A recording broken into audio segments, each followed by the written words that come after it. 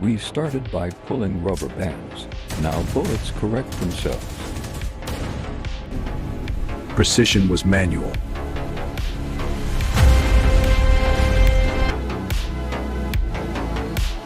Increased precision. We stored power and aimed it. Precision became mechanical. Then came fire.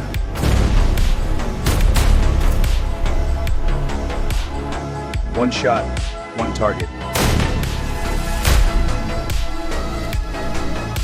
Now, the weapon assists the shooter. Subscribe for more related content.